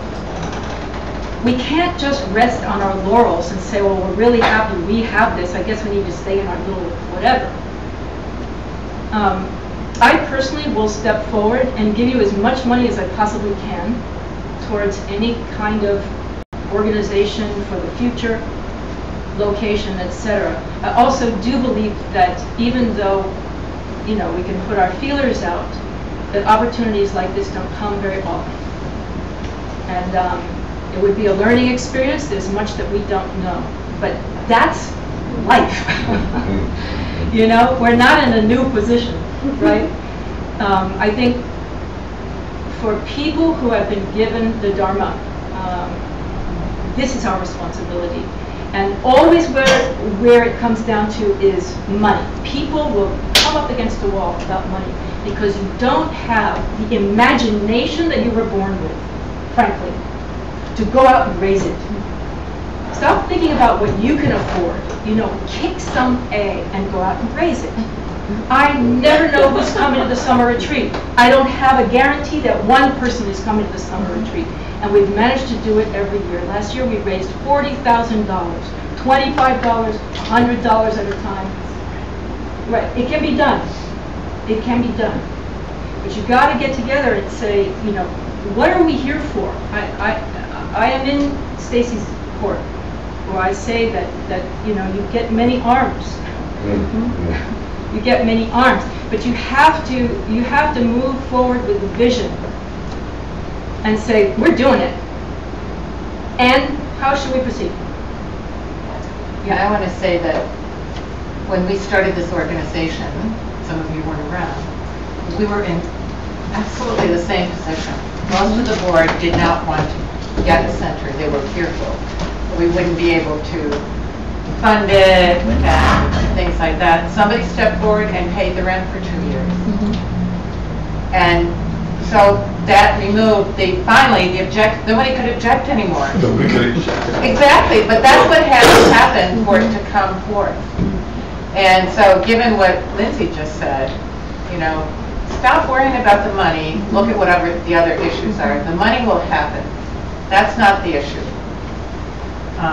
We've done it once before, we can do it again. We got the kitchen through Craig's lovely participation, and a service auction. We just said we need a kitchen, let's do a service auction. And I forget, we raised $8,000, right? That covers the rent for a while, the additional rent and stuff like that with one night.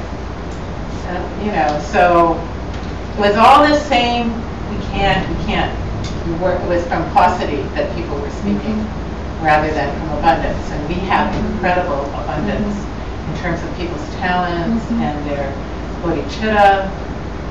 You know, just fire that up, folks. I think if you were here Friday night and you heard the beautiful teaching from the book talk, you can think back to that, and if you weren't, the audio will be available shortly on the website. You can go and you listen. And you know, you gave an amazing story of somebody who wanted to study and change his life. He heard about yoga and wanted to hear a difference in his life. He was in his own family, were the only 2 people in the United States that knew this information. And he still had to travel and deal with dysentery and like nothing that he did made any sense. Well, you're not going to get into the country. You'll get in, they'll put you under house arrest. They'll say you can go for 3 weeks. You'll never get to stay for 3 months or as long as you want to have that access. That person made a trip that made no sense at all. And that's what people had as an option. We don't have that as an obstacle. We just walk into this Dharma center and it's here. And, you know, that karma is going to wear out. And if we don't replant those seeds, you will be busy, you will not have the interest, you will hit your head on a deck and not have a memory and can't remember the teachings you've had. You will have some obstacles that will come up unless you replant the seeds to have this continue. And I can't think of stories that I've heard about lamas telling their monk disciples to go out and start monasteries that said, oh, here, I did a financial plan and this makes the most sense. Here's where you'll have plenty of money. This is going to be easy. It was go out and start, you know, how many monasteries did Jason Kappa tell one of his disciples to go start? He didn't say go start a monastery. He said go start a bunch. So I think Stacy's vision, as I've heard it, is incredible. And her passion is what will move us forward if we all decide to just do that. But if we're looking at a diamond deal of, well, does it make a lot of sense, or, you know, well, let's just stay here, or let's just be comfortable, then, you know, that's, we're not looking for that third option. What is it in Tibetan? They call that Pung Sumba, that unexpected option that we're not even thinking of. Mary Kay's pointed out that's happened already. We've heard these things happen, but they're not going to happen if we don't have the vision. We won't even see them. Wait, can we not just... Jeff, you had a hand up. Is Matt willing to build the plan, the drawing that you have? He's willing to put in the 2 bathrooms, and then Craig has given us just some, like an estimate on doing, like putting in the kitchen and moving the wall. But Matt will put in the bathrooms, that's the most expensive part of it. And so this is a $20,000 problem, basically. We need to raise $20,000. That's not a lot of money. I've been raising money in Gloucester and Cape Ann for decades. $20,000 is not a big hurdle. And you're raising it for a big change in an organization that has some credibility in Cape Ann. I don't think this is a big problem. Essentially, 20 grand is the difference in rent you would have paid here and what you're paying over there, which is almost the value of the handicap bathrooms had you moved in and had put them in. So, and you're there for a year, which gives you a lot of opportunity for research as to whether you want to be in downtown Gloucester. So for $20,000, you can find out a lot of answers. And I think you can raise the $20,000, so it doesn't really, you know, I mean, raising money is you put as much money as you can put in, then you can ask anybody you want. Okay? That's right. You know, the bottom line is if you put in everything you can put in for who you are, asking other people for money is a piece of cake. It's creating the cost. So, and $20,000 is just not a lot of money. So once you're downtown, you can find out a lot of things. And I think the social issue, having heroin addicts walk to the front door, I'm sorry, but I think that's a... Yeah. My office is downtown Gloucester. I run drug and alcohol rehab. I'm pretty familiar with that community. There are not a lot of really totally wasted people walking around the streets. Near the police station. So, you know, I think that, you know, this is a worthwhile experiment, and I think you can raise. The only thing that's going to cost you is the difference between staying here and going there. 20 grand, or 18 actually. And the other problem is you're only here for 30 days. Right, 30 days from any day, you're only here for 30 days. Right. So there's no surety here whatsoever. And so I think that you have to move. Can I add to the urgency? There are 2 actual really urgent things that we really need to fire our butts about. That space is not reserved. We didn't make a down payment. It's not sitting there waiting for us to, sorry, I'm going to use a bad word, It's got a big sign on it. to dig around and make decisions and take a month to decide if it's the perfect space for us, because in that month, you guys, that space could be gone, and we're back to the same 2-year thing that, I'm sorry, Walt left to go to the bathroom, but Walt has been looking, right? The board has been looking. Karen looked for months and months and months and found nothing. This is the space, you guys. That's one sense of urgency. Real estate just won't stay on the market necessarily waiting for us to go, oh, okay, maybe. The other thing, and most of you in this room know that I have multiple sclerosis. I think about health issues all the time. We don't have to do a whole lot of research to look across the street and know what's going on. Changes are happening to that building across the street. That is the biggest toxic waste dump on all of Cape Ann. That building is coming down. It's not coming down necessarily tomorrow, but it's coming down PDQ. It's in the paper almost every week. There's some other story. Some group is fighting, trying to have it come down. At some point, it's coming down. No matter how well they environmentally wrap that building, there's toxic dust that's going to sit in our house.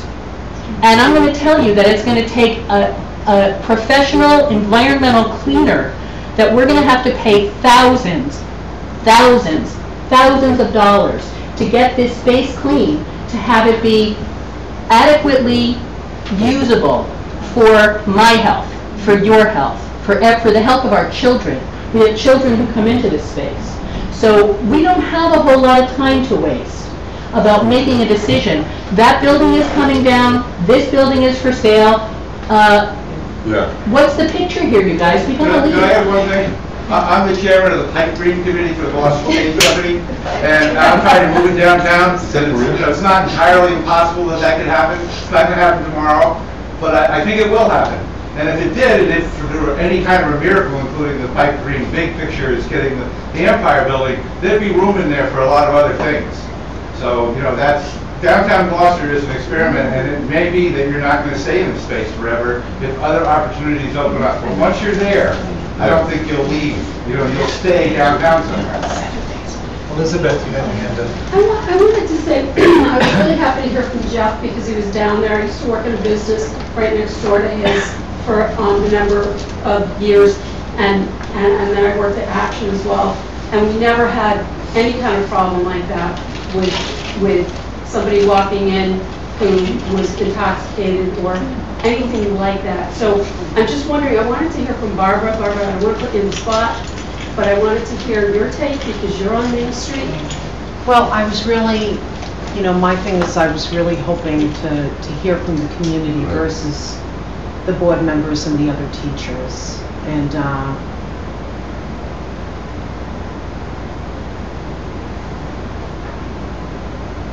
the idea with allowing people to have an opinion, it should be done with the fact that you can be compassionate enough to respect their opinion. If somebody doesn't agree with something, perhaps you don't know fully why, it's always good to learn why. I am on Main Street.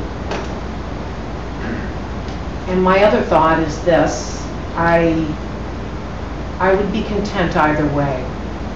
I see far bigger issues to deal with. So where the building is, I don't care if we sit in a parking lot. Okay? That's just my opinion. Mac approached me years ago. There probably is about 12 people in this room right now that all worked and looked at properties. We've looked at places, we've had offers on places, it wasn't right at the time. The current space where the Endicott College is, on the first floor, down on the water, Mac was going to give that at around $2,400 a month. That was completely ready to go. We couldn't do it. But I'm very content either way we go. I just don't want people to feel that because they don't see it as being the exact right choice at the moment, that you should feel bad about it. It's kind of a setup. It's like, I want to hear your opinion, but by the way, cold cock, slam, I'm coming in. How could you not think that? How could you not want that? Can't you see? Can't you? It's like, I just don't play that. I'm just not going to do that. So if we stay here, for the time being, yes, with the same 30-day hanging over our head that we've had for quite a while, that's fine with me. If we move to Main Street, that's fine with me too. It really is. But I gotta go. I gotta go, so thanks. Okay? All right? Have a good one.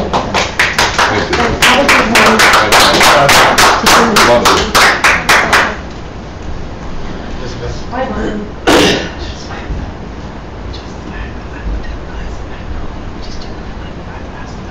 Elizabeth looked at a place in Magnolia that was for sale for $295,000. She doesn't know if it's still available.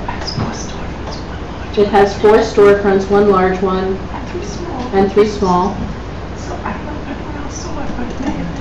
She doesn't know if anyone else saw it, but it may have been taken. Thank you. So it's getting on in time, so what do you guys? Excuse me, Jess. Yes, madam? I really feel that She really feels that she's with Stacy. with Stacy. Because what Stacy showed was that we would be open 7 days a week. What Stacy showed was that we would be open 7 days a She week. asked us to be more of a service. She's asking us to be more of a service. I didn't show, with love, Elizabeth, I didn't show we'd be open 7 days a week, although we are here. Yeah. We're already open 7 days a I see week. that as being open, that somebody could be there voluntarily for something. She sees it as a possibility that somebody could be there 7 days a week. Or some people volunteer shift. On volunteer shifts, doing various jobs.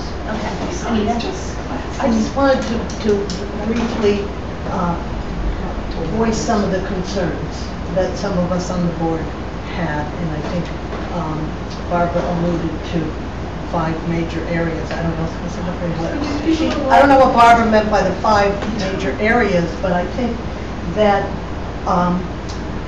I know in our meeting the other night, we went late into the night with the excitement and the concerns, the moving ahead and the feeling of looking for some ground, or looking. And so I hear tonight a lot of wise people, a lot of opinions, a lot of feelings about making the Dharma available.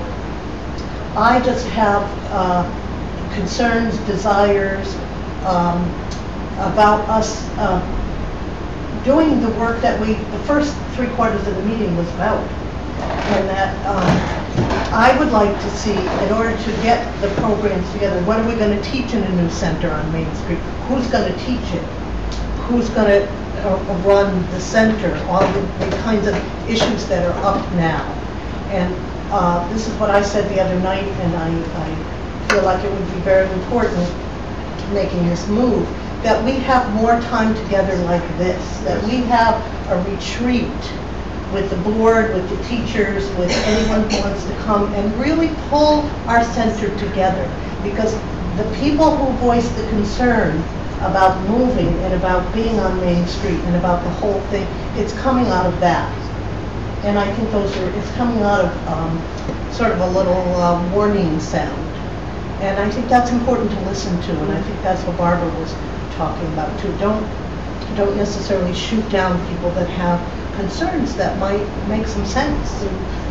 I don't think anybody was trying to shoot anybody down, cold cock anybody. I think that's a bit of an extreme response. You asked us our opinions.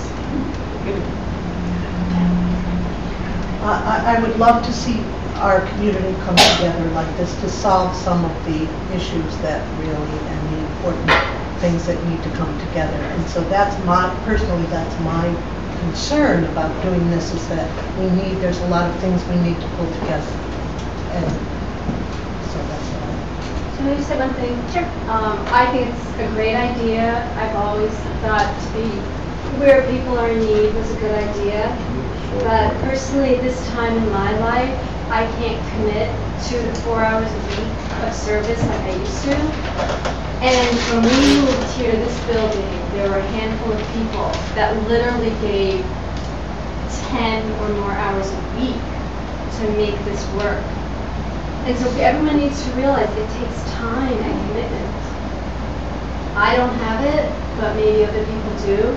And I think that's what we need, because if it's, 6 or 7 people, when we get over there, they'll be overwhelmed. Just don't forget, if you go into a new space, you will bring new people into the center. One of the things that's happened at Mahasika Center, that place is being run by a new generation, and they're terrific.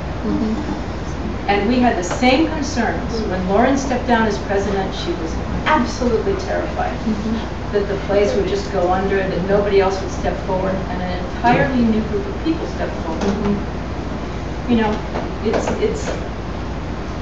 Something can come out of the renewal. And I agree with that, and I guess I'm not trying to lecture anybody, but I think that there are many people in our community who, and I admit, I don't have time, but I will make time, and I'll bring my children with me. But, it's just this, because Judith and I are here, every Friday, and nobody else comes. And it's just an example of we all have busy lives. But if we as a community decide to do something like this, then everyone needs to step up. Everyone needs to step up more than ever. I really think that. And I agree, new people will come, but I think everyone needs to make that commitment. It can't just be the board that decides. That's why we're here. That's why we're here. That's the reason we're here. Totally agree with you. And you're right there. Absolutely. And somehow I think if you could put out a beautiful letter asking for people to step up and telling everybody why, just for a little while. Also, last year I was fortunate enough to help out with the sidewalk sale days presence we had on Main Street. And we had so many people that found us. We were out in front of Barbara Keon's, as a matter of fact, with the tent there. We had so many people that found us there and said, oh, I heard about you guys. And a lot of those people couldn't get around. They don't have cars, and they can't get around everywhere. And this is quite a ways out of the way for them. And so many people there kind of found us. And I think somebody went to the summer retreat, or a couple of people did as a result of that. I remember one woman they'd never even heard of us gave us a check, or heard of us, but met us there, gave us a check for $100 for the summer retreat.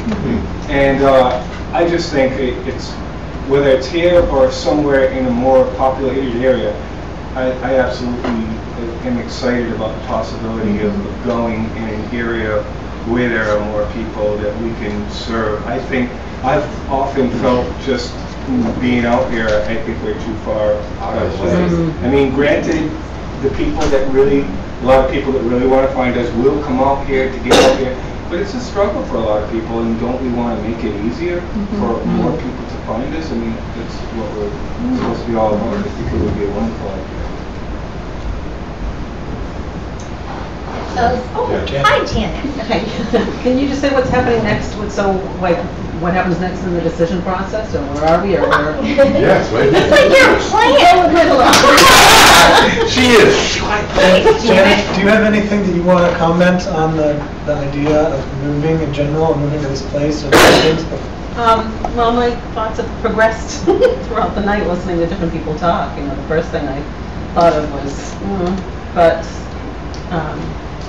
but I think I've come around to that. Yeah, it's where we need to be. It's not about comfort, and it's about serving. And so I think, in that space, and I mean, we could bring in a tremendous number of people that we're not even more than we're thinking. I mean, it could be an explosion. It could be fantastic. Okay, so the board has asked me to get literally a show of hands.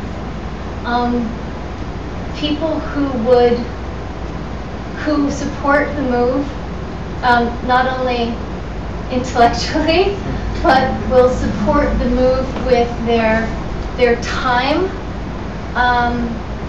and or money. I mean, let's, call a spade a spade. Who's going to step up and make this move happen? Could I ask you a question? Yeah. Is the board committed to raising funds or not?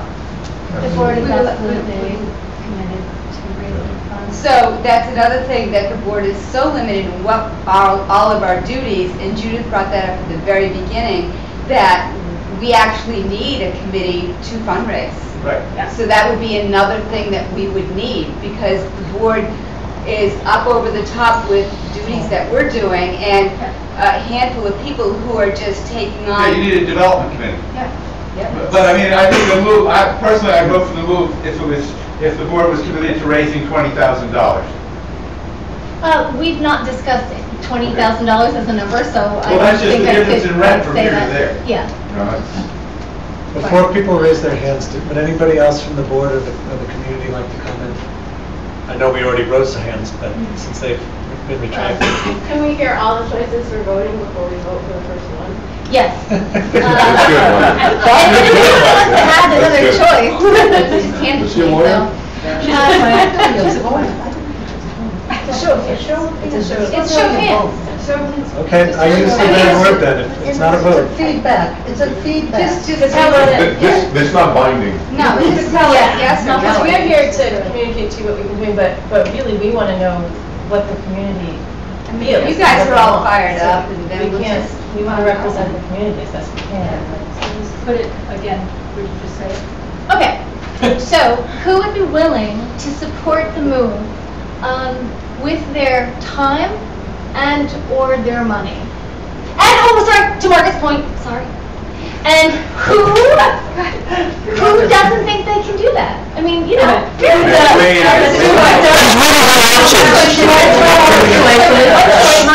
She wants to know what all the options are before she votes in the first one to find out, oh, I wanted to retract my vote. Well, I could vote for more than one, but I mean. And to be clear, it is the move to 199 Main Street. That's the option that we have on the table at the moment. Okay, to be clear. Okay. The third time's charm. Okay, so who supports the move to Main Street and will, as much as they can, commit to helping with time and or money? Keep them up. Those of you here, are they ready? No voting. Is that a vote? Your hands up again, count please. It's pretty much unanimous. Okay, now. That's Did you get a count? Yes, everybody. 21 or 22. Everybody's hands up. Well, okay, let's move on then. And please don't feel bad if you just can't commit. We're just trying to get, I guess, the show. Is it even streamed? It's statistically significant, yes it is. Yeah, you're right, okay. So it's statistically insignificant. We won't embarrass anyone if that's maybe potentially out there. This is being streamed. It would be nice to get an Streamed email out? back. It would be nice to get emails back also. Kenny and Cheryl, if you can email Bob. But email us sometimes, just like. With a deadline. With a deadline? Yes. Yeah, tomorrow. Yeah. Chop. Cheryl, could Have to you make this decision. let us know? Email president@wisdomsheart.org by tomorrow, anyone who's listening. Yeah. Okay. What's the second part of the meeting, Stacy?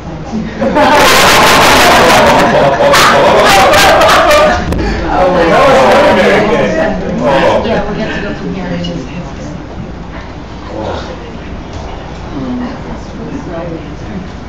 Okay.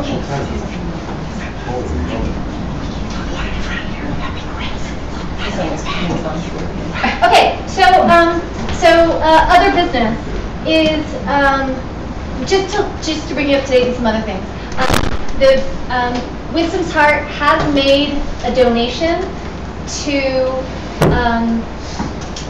the website development of the Middle Way centers. And this is a whole other sort of giant topic that we don't have time to talk about tonight, but we will bring back to you. Lama Roots with Middle Way centers are creating a website that is a sort of a comprehensive hub of the spoke kind of website. It's being developed as a place to share resources and information. And so Lama Marut had asked his boards if they would consider a donation to help get that going, and we have made a donation. Pardon? We donated $775. And then on another place, our own website development. We are very close to launching a brand new website. Bob has been helping to make that all happen. And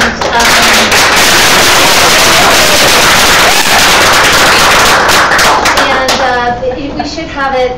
We hope to have it by tonight, but definitely plans and all that sort of thing. So maybe by the end of the month, but we're close. We're really close. It's not going to be all like perfectly together by the time we get it up, but we're going to, we're going to get it up. And in the meantime, we might be asking a few people to just kind of poke around it and see if they like it. At the end of this, if you want to still sit around and check out the website, we'll make it available to you. So, I want to ask a question. Did the board feel like it got the answer to the question that it was actually asking? Unless people misunderstood the question. I don't think so. Yeah. Did anybody not feel that they got the answer to the question that they're asking or would like to? Or would like to ask another question. This is your chance, or would like to ask another question. Because, for example, my answer would have been yes, I would support the center, but the question wasn't, did I think this would be the best thing for us to do right now? I'll support whatever, like Barbara. Yeah. I'll support staying and I'll support going. So if it's phrased as, will you support it, then I would always raise my hand. But if the question was, do you think we should actually move at this time to this center right now, that would have been a different question for me. But I'm not on the board. So that's why I'm just wanting to, I assume that's what was being asked, as we don't have an offer for the center at another time, at a later time. Okay, well, if that's what people all assume. If you wish to ask it that way, just go ahead. All right. Some people have left. I know they have. Well, that was kind of the two questions. It was how many people supported it, how many people don't want it to. I mean, that was the second option, which they didn't ask because apparently everybody raised their hand. So I'll pose a question then, in the absence of anybody else posing one. How many people think that we should move to 199 Main Street as soon as our ducks are in a row?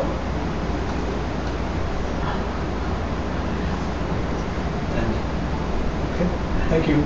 How in a row are our ducks?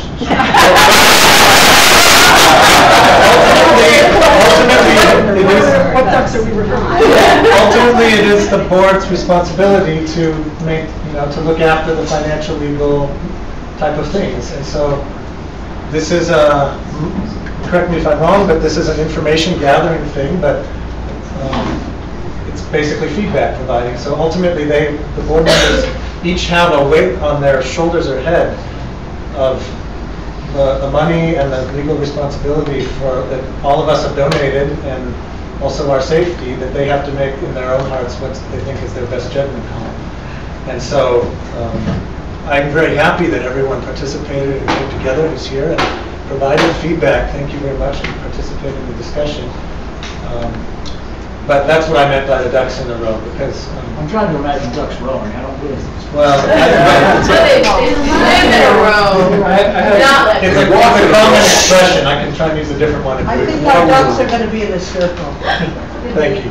I have one quick question regarding the property. How much time do we have to be able to make this decision? Because that's the one thing that's not up to us. We don't have a deadline. It's open to anybody right now. It could be already gone. Somebody could be gone. That's You the way know, It's an immediate situation. Or it could be open for years. I mean, everyone who's commented says it could already be gone, and that's true. Well, I mean, how long has this property been on the market for? over The here. point is, if you want to You do don't it, have to. I wouldn't. Exactly. So and it seemed like the answer to the question was, people thought that we should do it at this time. Can I add a comment to what Jesse just Everyone, said? almost everyone rose their hand. There was a couple who didn't, but it was in the minority. This property has been on the market for a very long time because it's way overpriced. And so what being way overpriced says to the market is that this is not a motivated seller. The property on Main Street is not, they're not apples and apples, it's apples and oranges because it's a lease, not a sale. But Mac has, Stacy's been in conversation with Mac for how long now? 6 weeks? 2 months? A little longer than that? Close enough. About 6 weeks. So Stacy's been ongoing conversations, multiple conversations per week for 6 weeks, and Mac has shown that he's a very motivated landlord. He wanted a 3-year lease. He was pretty firm on a 3-year lease. He was pretty firm on this. He was pretty firm on that, and he's given a lot. Lindsay just said he's made a lot of concessions. That shows somebody who's very motivated to rent his space. There's a difference in renting a space from purchasing a space or selling a space, that's true. But we don't, so we can't, I mean, yes, your point is right, Jesse Lott. That space could sit for years and go unrented. This space could sit for years and go unsold, but it also could go instantly. Mac's a very spiritual person. So, ladies and gentlemen, thank you all for participating so much. This is Thank you. my greatest concern would be not money, but just lack of community support. So just the fact that you came out and participated to me is very sweet, and I thank you. So we only have 3 more minutes till 9. That will make this like a 2.5. I can't do math anymore. We started later because All we ate right, first. a long meeting, and I appreciate it, and I appreciate all the board members and everyone. So thank you. Why don't we do a little closing medication together, and then go our merry ways, or our Mary Kay's.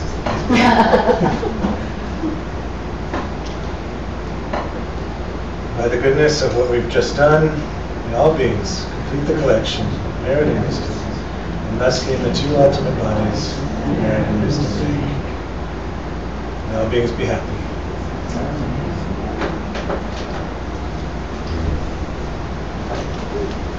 I want to say thank you to the board.